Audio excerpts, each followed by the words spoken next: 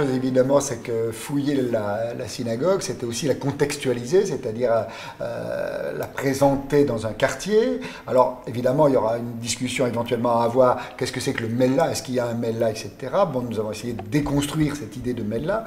On a en tous les cas un lieu qui se voit bien sur le plan, qui est fermé par un couloir et par une porte, et qui correspond, dans les explications que nous avons actuellement, plutôt à un lignage, et plutôt, je dirais, à la famille du rabbin, avec la maison du rabbin, d'autres maisons autour, un lieu peut-être funéraire où l'on préparait les corps, avec un puits, et ensuite, évidemment, des maisons, et à l'intérieur de ces maisons, donc de la maison que nous avons appelée, nous, la maison du rabbin, la synagogue et sa guénitza.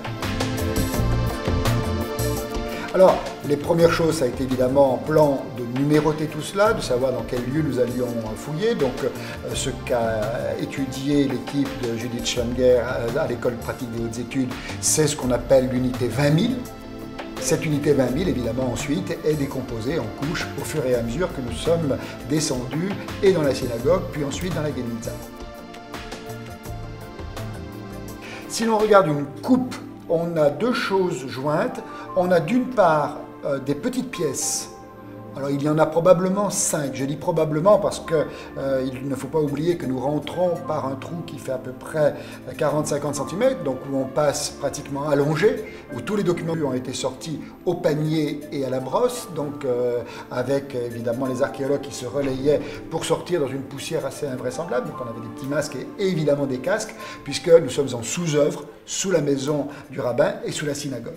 Alors je vous dis probablement 5 pièces, et donc ce que vous voyez aujourd'hui, ce sont les couches terminales de l'une des 5 pièces. Ce qui veut dire qu'on est dans un rapport de 20 à 30 cm fouillés sur à peu près 2 mètres de profondeur de fouille, puisqu'on sait aussi à peu près la profondeur finale, j'allais dire, des couches terminales, et d'autre part, en superficie, à peu près 50 à 60 mètres carrés, et nous sommes rentrés dans 20 mètres carrés. Donc si vous voulez, là on a quelque chose qui est vraiment la fin en effet de l'occupation de la communauté juive, et il y a probablement d'autres découvertes à faire lorsque les questions, j'allais dire, juridiques et humaines d'occupation des lieux et de squat des lieux auront été réglées par les autorités marocaines. La difficulté ensuite, outre la difficulté de la fouille, ça a été que maintenant nous nous sommes donné une obligation de préserver tout ce matériel. Alors il y a la préservation des manuscrits eux-mêmes, de documents imprimés, mais il y a aussi la préservation de la synagogue elle-même, c'est-à-dire faire sa couverture. Donc nous avons fait une couverture légère et réversible, c'est-à-dire qu'on peut tout enlever et nous n'avons touché à aucune des structures. Ça a été fait par Sarah Razendar et Camille Vallard. Et aussi évacuer les eaux, c'est-à-dire prévoir un toit en paille avec une évacuation par des tubes, de façon à ce que l'entretien soit relativement facile et que ces manuscrits-là ne puissent pas être détruits par des pénétrations d'eau, par une trop grande chaleur, etc. Bien évidemment, tout cela demande un entretien et je ne garantis pas qu'actuellement l'entretien soit bien fait. Théoriquement, tout avait été contrebuté par de la terre, l'eau doit s'évacuer, mais il faut de temps en temps remonter sur le toit, voir le toit, etc.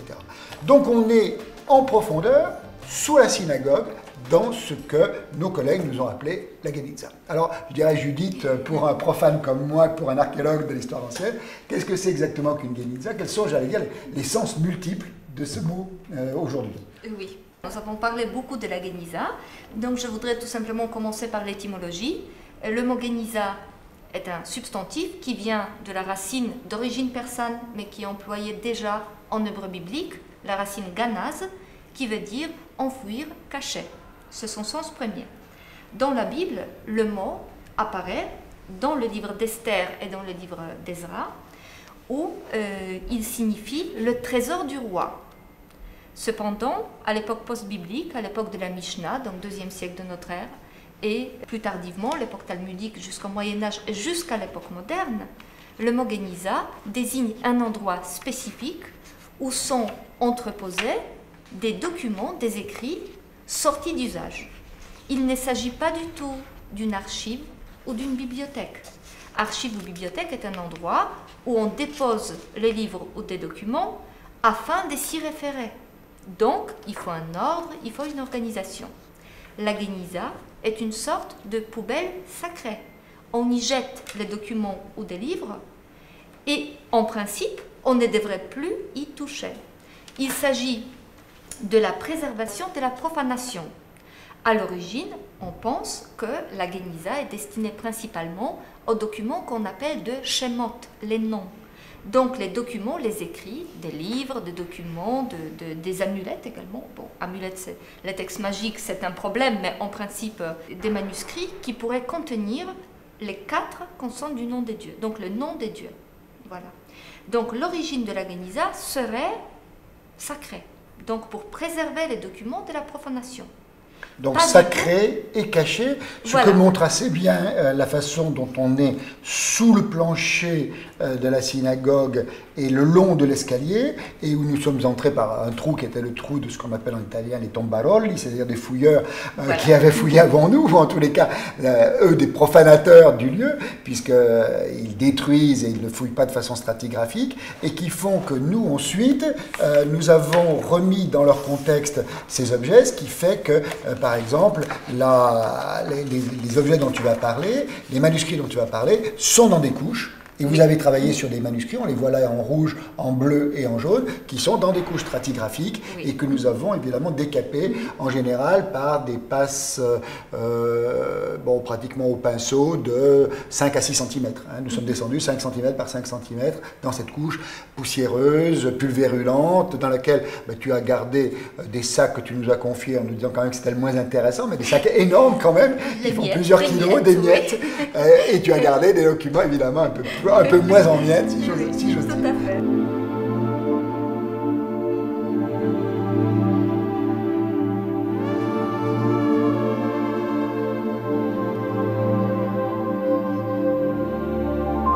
Il y a une chose, alors on va reparler de la Geniza, mais quand on voit sur la coupe, nous avons également ce que nous avons cru être un puits et qui finalement n'est sans doute pas un puits dans la maison à côté. Est-ce que tu peux peut-être en dire un mot, puisqu'on ne va pas insister dessus, mais ce que ça peut être et le rapport avec la Geniza? Donc bien entendu, nous n'avons pas suffisamment de données en ce moment, mais la présence d'un puits dans les alentours d'une synagogue pourrait effectivement signifier la présence d'un bain rituel juif qui fait partie des institutions absolument nécessaires, obligatoires du judaïsme. Donc dans chaque quartier juif, souvent à côté, ou même parfois dans le même bâtiment qu'une synagogue, on trouve un bain rituel, le mikveh. En principe, le mikveh peut être alimenté par la nappe phréatique. Donc c'est tout à fait possible que le puits que nous avons trouvé ici fait partie effectivement d'un bain rituel.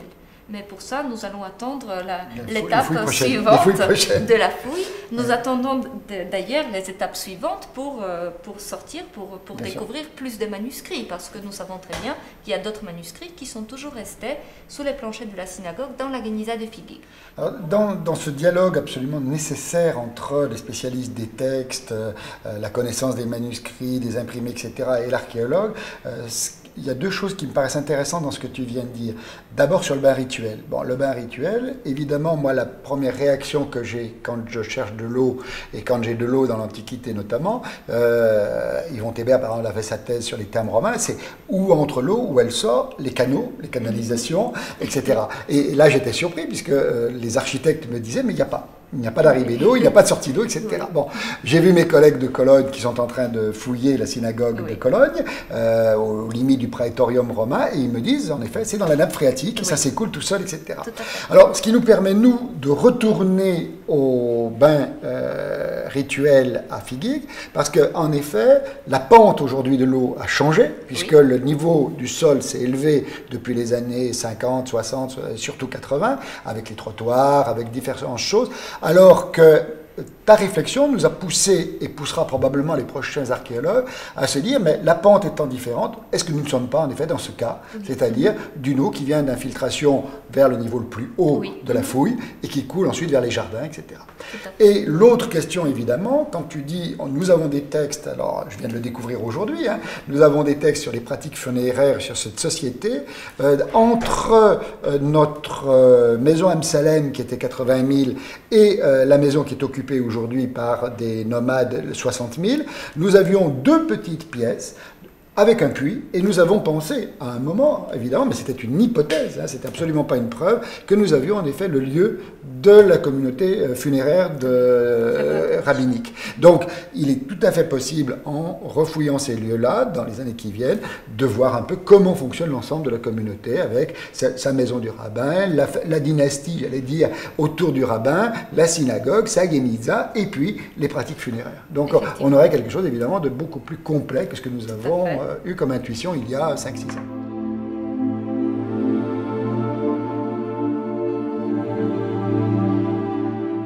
Depuis que les savants s'intéressent aux guénizotes en général, nous avons constaté que les guénizotes c'est pluriel du mot guéniza en hébreu, contiennent également des textes profanes, de textes de la vie quotidienne, des listes des emplettes, des exercices des enfants, des lettres privées, des comptes, des lettres des banquiers, etc.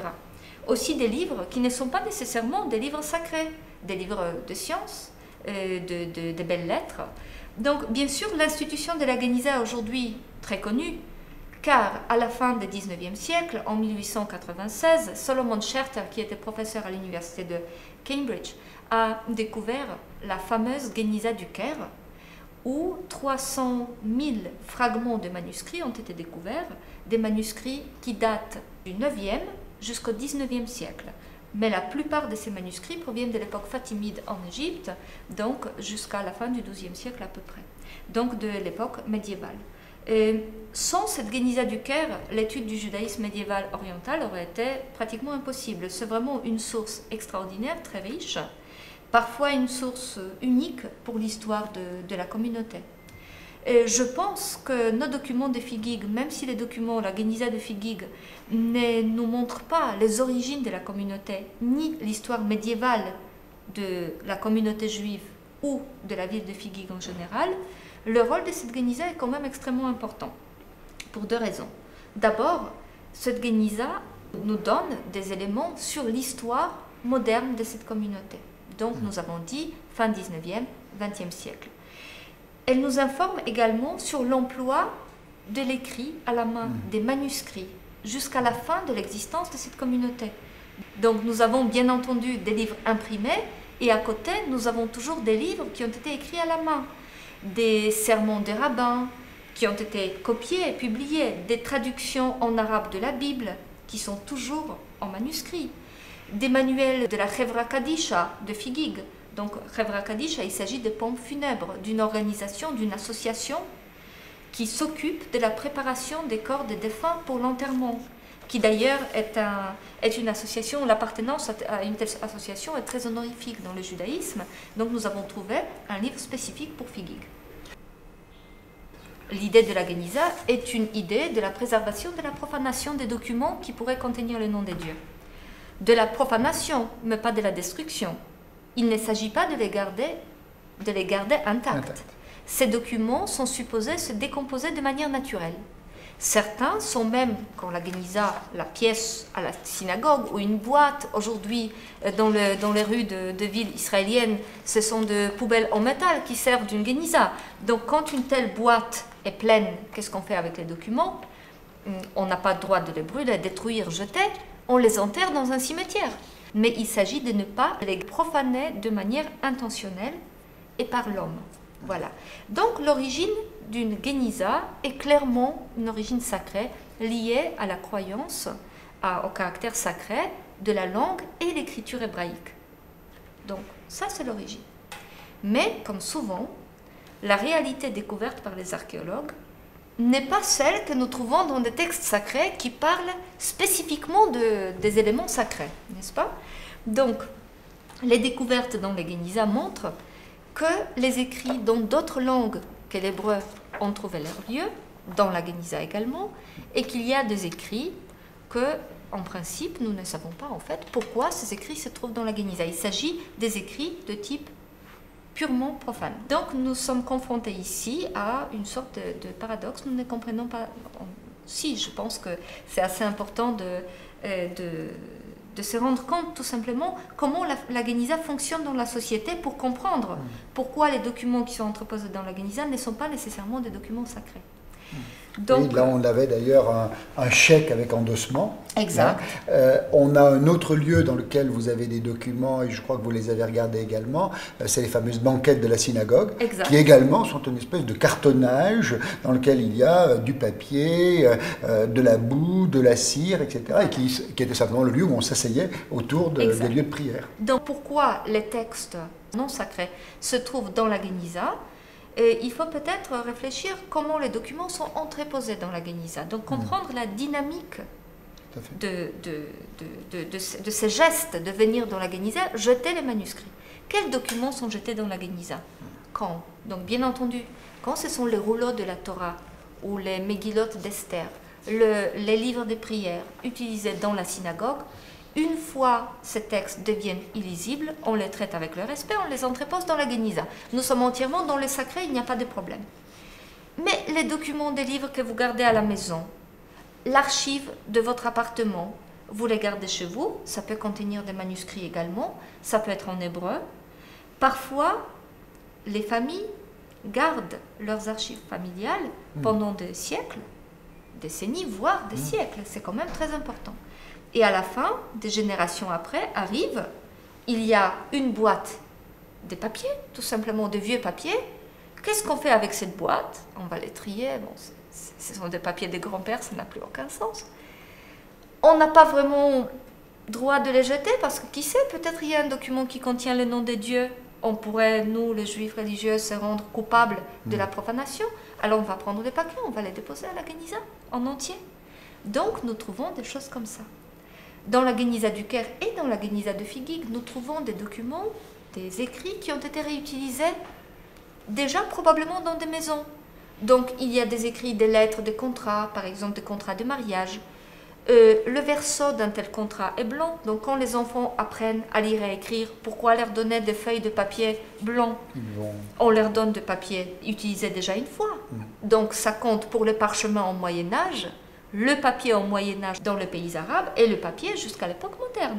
Donc on écrit sur les versos, on recycle, on s'amuse, on dessine, on peut écrire deux contrats complètement qui n'ont rien à voir l'un avec l'autre, de deux côtés sur recto et verso de la même feuille. Donc la réutilisation des manuscrits peut arriver, le recyclage peut arriver avant leur déposition dans la Guéniza. Mais de ce que nous avons vu à Figuig, peut-être ça arrive également après. Donc la banquette a été confectionnée avec les documents. Nous avons l'impression qu'ils ont été pris à la pelle dans la Guéniza, mélangés avec de la terre et de la cire, et utilisés pour faire la banquette. Donc effectivement, les documents déjà entreposés dans la Guéniza auraient pu être employés. Voilà. Donc quand nous parlons du sacré et du profane, c'est extrêmement important parce que la frontière, dans le cas des manuscrits hébreux, la frontière peut être extrêmement floue. Voilà. Il y a eu pendant longtemps une idée que les Juifs ne recyclaient pas les livres en hébreu. On pensait que, par exemple, quand on travaille sur les palimpsestes, donc les documents extrêmement anciens de la Guéniza du Caire, du 9e voire 10e siècle, l'idée était que les Juifs écrivaient leurs textes sur des textes non juifs, donc sur du grec, du géorgien, quand il s'agit de la Guéniza du Caire, voire sur le latin. Mais depuis quelques années, moi-même, j'ai retrouvé plusieurs palimpsestes, textes hébreux, qui sont écrits sur des textes hébreux, qui ont été lavés auparavant. Et même de textes faisant partie de la Bible, donc des Haftarot, livres des rois, etc. Je travaillais moi-même sur des textes tout à fait sacrés qui ont été lavés pour écrire un autre texte hébreu. Donc je pense qu'il est extrêmement important. Bien sûr, il est tout à fait évident que les textes sacrés nous transmettent une opinion, une idée concernant l'hébreu comme une langue sacrée, l'hébreu comme une langue de la création.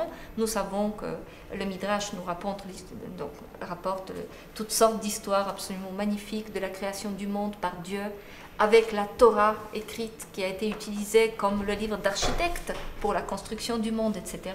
Dieu qui crée le monde avec les paroles de la langue hébraïque, mais aussi avec l'écrit de cette Torah, donc avec les lettres de l'alphabet hébreu. Donc il y a bien sûr cet aspect du judaïsme qu'il ne faut absolument pas négliger. En même temps, la réalité de ceux qui travaillent sur les manuscrits hébreux et notamment sur les manuscrits recyclés, ce que nous faisons dans le cadre de ce projet et aussi dans le cadre d'un autre projet sur lequel nous travaillons qui s'appelle Books Within Books et qui est entièrement consacré aux fragments des manuscrits hébreux utilisés dans des reliures, au Moyen Âge en Europe. Donc nous trouvons une réalité qui ne correspond pas tout à fait à cette sacralité de l'objet. Donc l'objet peut être recyclé, réutilisé. Il y a aussi un côté économique dans la production des livres qui est important.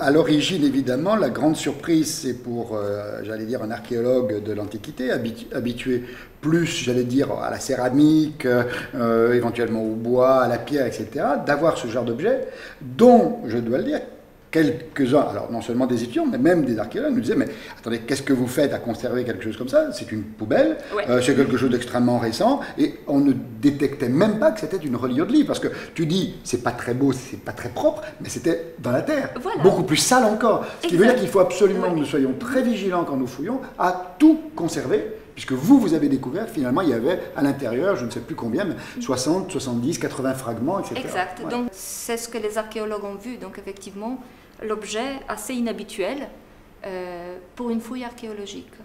En principe, les documents, les rayures, les livres, on pense immédiatement à une bibliothèque ou archive. Non, les archéologues doivent quand même ouvrir les yeux. Et fouiller les poubelles. Et voilà. Ne pas avoir peur de fouiller les poubelles. Tout à fait. Et donc, il y a de plus en plus aujourd'hui en Europe des découvertes des guénisotes qui étaient, comme je vous ai dit, des poubelles sacrées. Et ce sont les archéologues principalement qui découvrent et qui travaillent sur la conservation de ces manuscrits.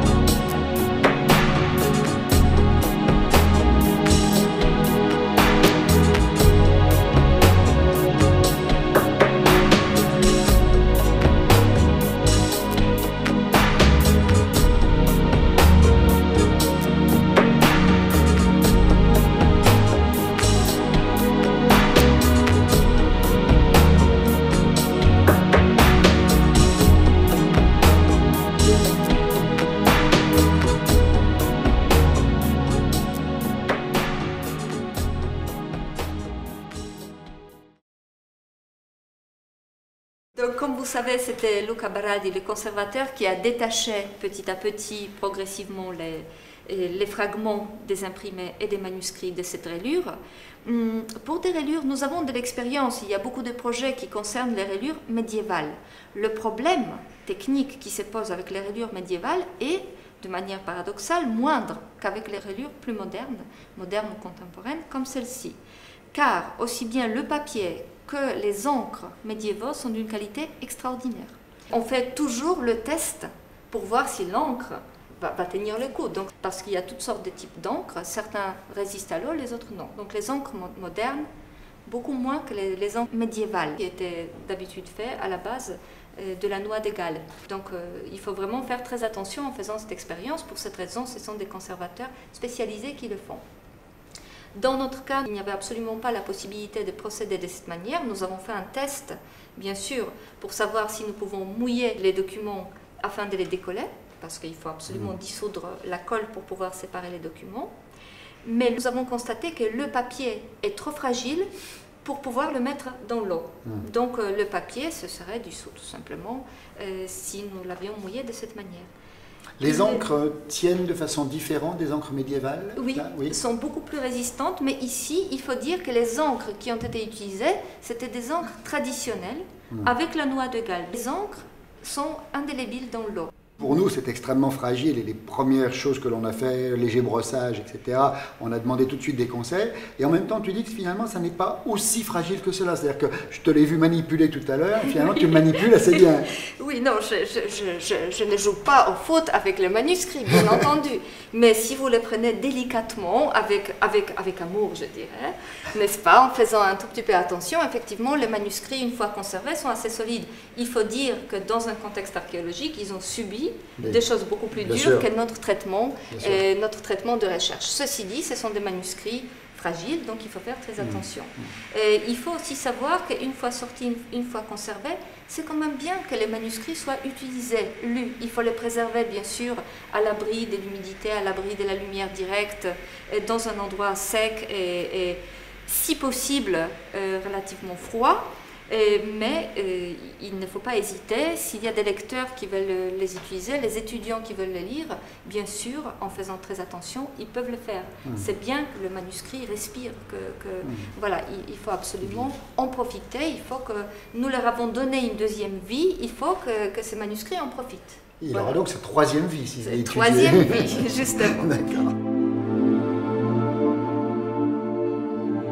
À la fin de ce travail, nous avons obtenu 25 fragments, dont la moitié à peu près sont des fragments des imprimés, soit des textes talmudiques, soit des textes bibliques, soit des textes des commentaires, et le reste sont des manuscrits, soit des fragments provenant des livres, donc aussi des livres de type rabbinique, donc les commentaires talmudiques.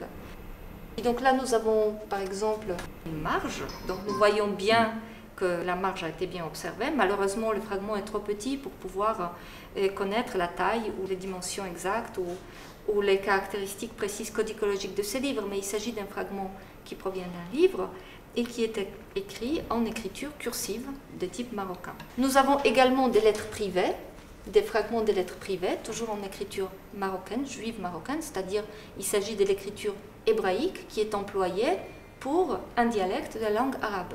Nous avons trouvé des documents en judéo-arabe marocain, donc le dialecte marocain qui est écrit en caractère hébreu, mais nous avons également trouvé des documents en judéo-marocain, c'est-à-dire le dialecte spécifiquement juif. Donc il ne s'agit pas de dialecte de tout le monde, donc le dialecte de toutes les personnes qui parlent arabe, donc aussi bien juifs que les non-juifs, écrits en caractère hébreu, mais vraiment un dialecte spécifique aux juifs de ces lieux. Le dialecte juif est surtout utilisé pour la correspondance privée, bien sûr, entre les juifs. Très peu ou pas du tout de contact avec les berbères? Le berbère, il y a uniquement des mots. Parfois, dans un contexte d'une lettre en arabe, on découvre des mots en berbère. Nous ne les avons pas encore étudiés, donc nous allons faire appel aux spécialistes de l'école pratique de hautes études, notamment de la langue berbère, des dialectes berbères, pour pouvoir étudier ces mots. C'est assez semblable à ce que nous avions trouvé en épigraphie dans les deux cimetières. C'est-à-dire à la fois de l'arabe, de l'hébreu et un peu de berbère, voilà. ou des mauvaises traductions, etc. Hein. Exactement, c'est exactement le même contexte, c'est la même datation également, donc 19e siècle, plutôt fin 19e siècle, et le 20e siècle. Donc le terminus ad quem, c'est bien sûr le départ des Juifs de Figigue, soit pour la France, soit pour Israël, en 1954. Donc nous trouvons vraiment des documents concernant la dernière couche historique de cette communauté. Et le troisième type des écrits que nous avons trouvés, aussi bien dans la reliure que dans la Guéniza, donc parmi d'autres fragments de Figigue, ce sont des amulettes, des talismans, des textes magiques. Les rabbins de Figigue étaient réputés pour écrire des amulettes qui étaient utilisées dans un but médicinal. Donc la première phrase qui lit « Goel oti mikol » et on s'attend Ra'a, celui qui me sauve, bien sûr Dieu, celui qui me sauve de tout le mal. Donc il s'agit d'une amulette, clairement une amulette protectrice qui s'adresse à Dieu. Et nous avons effectivement les symboles d'étoiles de David qui sont très tardivement devenus des symboles du judaïsme. Et à l'intérieur de l'étoile, nous avons le mot Shaddai, qui est un des mots qui est donné à Dieu d'Israël. Voilà. Alors, à l'origine, avant qu'ils finissent dans la couverture, donc une amulette était conservée dans une famille, était gardée par la personne qui avait demandé l'amulette au rabbin. Qui l'a rédigée? Donc, c'est dans les cas... Donc, écoutez, c'est une très longue histoire, parce que bien sûr, le rabbin, théoriquement, depuis l'époque de Talmud, était strictement opposé à la magie. Mais il la pratiquait quand même. Cependant, la magie pratiquée par un praticien non rabbin était considérée comme quelque chose de très mauvais. En revanche, la magie pratiquée par un rabbin était considérée comme partie de la religion. Bien sûr, des grands savants peut-être ne le faisaient pas, mais les rabbins courants, les rabbins communautaires, depuis l'Antiquité tardive, effectivement, écrivaient des amulettes. Et nous avons, c'est une activité attestée dans toutes les communautés juives à travers le Moyen-Âge. Donc effectivement, il y avait la magie rabbinique, la magie non rabbinique. Les amulettes que nous trouvons, c'est exactement la même chose. Dans les cas de Figigue, nous avons, étant donné qu'il s'agit de manuscrits récents, nous avons heureusement la confirmation par les personnes qui se souviennent encore de comment les amulettes fonctionnaient dans la société. Donc il y a eu des histoires absolument extraordinaires. On nous parlait encore au début des années 50 d'une fillette qui était malade, d'un rabbin qui lui a fait le talisman, l'amulette pour la guérir, et nous avons retrouvé au cimetière la tombe de la même fille. Donc effectivement l'amulette n'a pas marché, mais nous avons trouvé l'amulette du rabbin. Donc nous ne l'avons pas dans la reliure, il a été trouvé dans la Guéniza du Figigue, mais nous avons l'amulette, nous avons la tombe et nous avons le récit.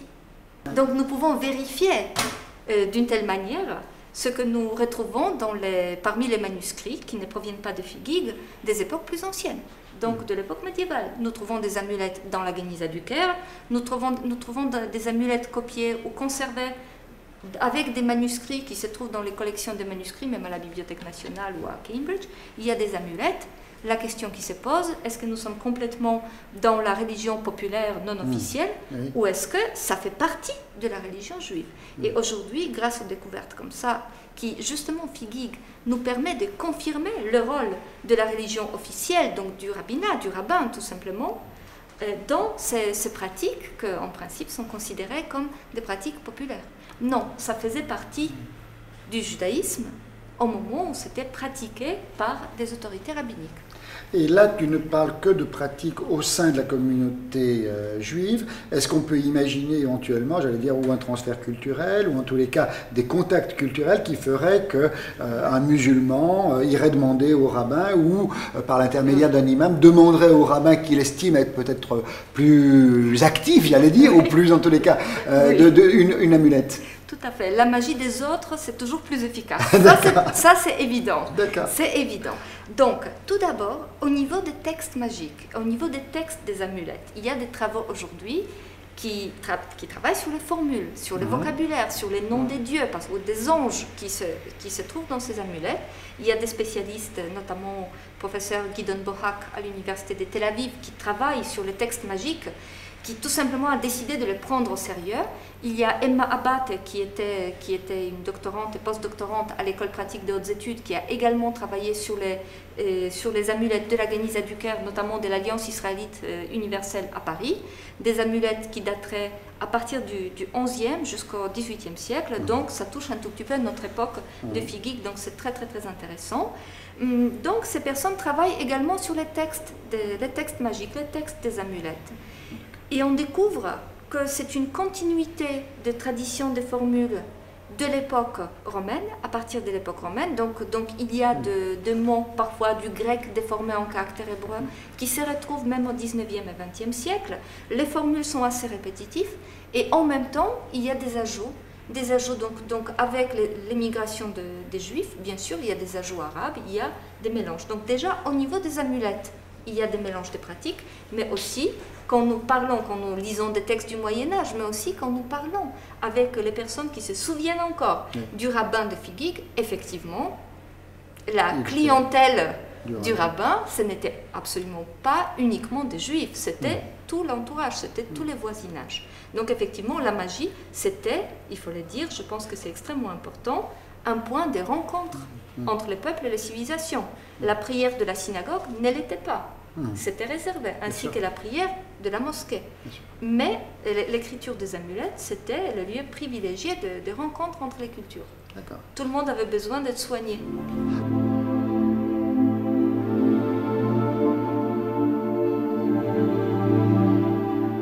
Qu'est-ce que tu verrais, je dirais, comme objectifs principaux, comme piste intellectuelle, au niveau pratiquement méditerranéen, patrimonial?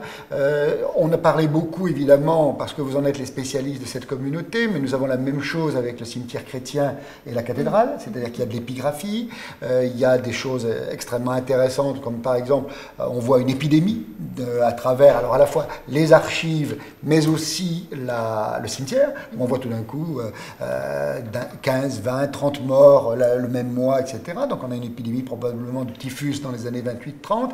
On a une communauté musulmane dont la mémoire reste forte entre arabes, berbères, etc., soufistes, non-soufistes, etc., dans cette ville de Figuig. Et on a des mosquées, des marabouts, on a des archives également, on a des cimetières qui parfois s'effacent. C'est le cas par exemple à Tashraft, où on en voit un qui est en train, par la construction de la route, par le garage qui s'est étendu, de disparaître. Donc, dans cette interculturalité, dans ces projets où aujourd'hui l'UNESCO vient de classer sur la liste indicative Figuig, qu'est-ce qui pour toi et pour ton équipe est le plus intéressant? Tout d'abord, préserver la mémoire de cette communauté, c'est tout à fait évident. Donc effectivement, le travail archéologique qui a été fait, le travail sur les cimetières, le travail des épigraphistes qui a été fait est extrêmement important pour l'histoire de cette communauté. Donc, en médiéviste, comme je vous ai déjà dit, bien sûr, je voudrais beaucoup remonter aux origines de cette communauté. Donc, le premier souhait, c'est la continuité de la fouille archéologique. Parce que nous savons que nous sommes toujours sur les couches stratigraphiques les plus hautes de tout ce que nous pouvons trouver à Figuig. Et dans l'histoire des origines, il ne faut même pas oublier que nous sommes confrontés à quelques réalités. Exact. Et nous sommes confrontés à des mythes. C'est-à-dire qu'on est arrivé avec Nabuchodonosor, on est arrivé après la chute du temple de Titus. Exact. Et puis aujourd'hui, tu nous dis, on va être un peu déçus, mais enfin, en gros, ils sont peut-être arrivé avec les Français dans les années 1900, etc. À Beni Ounif, c'est très clair.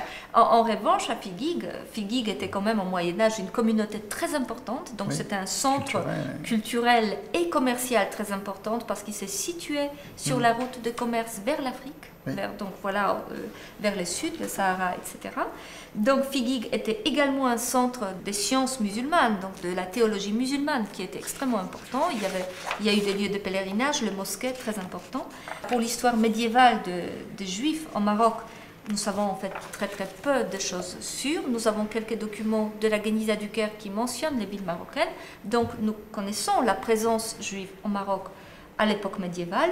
Le grand espoir, c'est que le fouille à Figuig puisse remonter un tout petit peu dans le temps. Pour le moment, les documents que nous trouvons sont de l'époque moderne.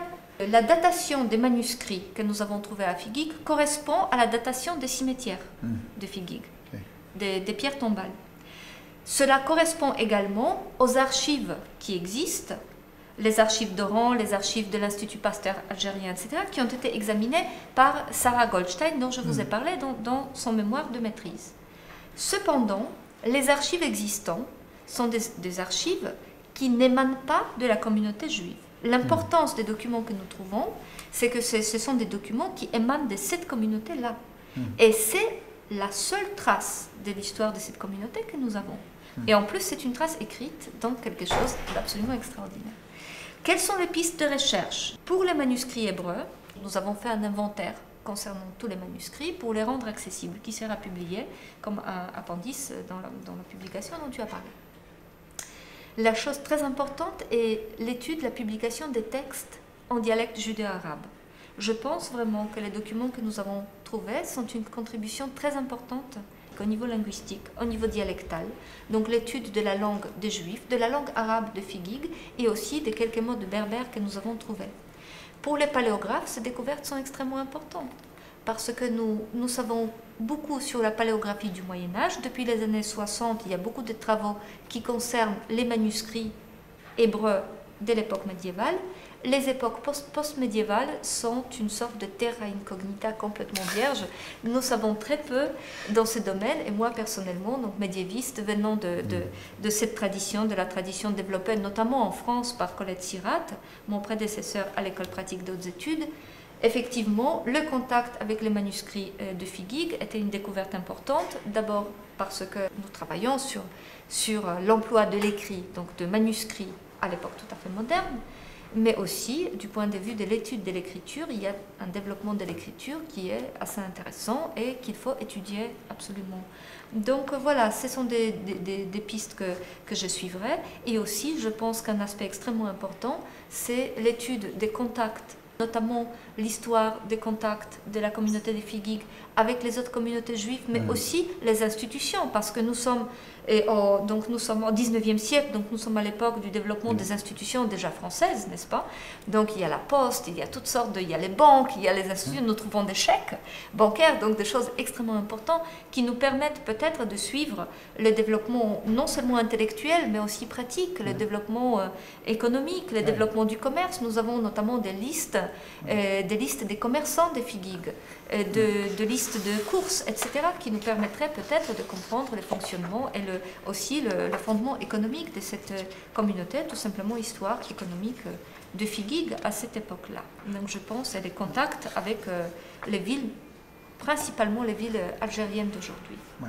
Voilà. Et il ne faut pas oublier qu'on a beaucoup d'autres objets de la vie quotidienne. On a du verre, on a de la céramique, donc on est en train de faire des catalogues. Ici, on en voit un peu, toujours aussi relativement récent, pas tout, mais enfin en tous les cas récent. Et surtout, il ne faut pas oublier qu'on a une synagogue qui a disparu et on en a une qui est encore non touchée, mais qui est squattée, qui est occupée par une famille, qui est celle de Zenaga. Et on a un phénomène aussi intéressant, on parlait tout à l'heure du Mela, on a un phénomène de ghetto qui semble se créer avec finalement les lois juives de 1940-1941, et pas avant.